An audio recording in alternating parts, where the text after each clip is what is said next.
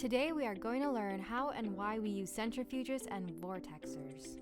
Centrifuges are used to separate liquids based on physical properties like size, density, and viscosity. Here we have a solution with a solid substance that we would like to separate. We want our solid precipitate to collect at the bottom of the vial. We use a centrifuge for this.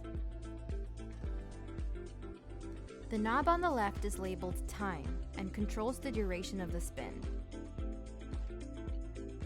The knob on the right is for speed and has two modes, RPM and RCF.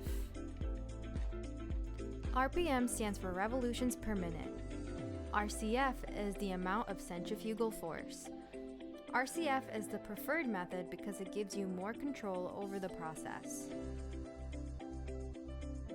We want a clear solution, not a cloudy solution. Place the vial in the first spot. It is important to use a vial with the same mass in the opposite slot as a counterweight. This is to ensure balance.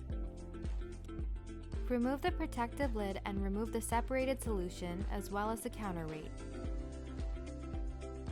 We now have a separated mixture. To spin the centrifuge for a short period of time, we use the short button. Here we can see the centrifuge start spinning as we press the button and stop when we let go.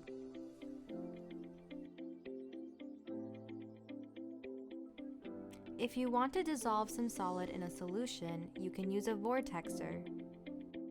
Simply place the vial on the top and vortex the solution for a few seconds.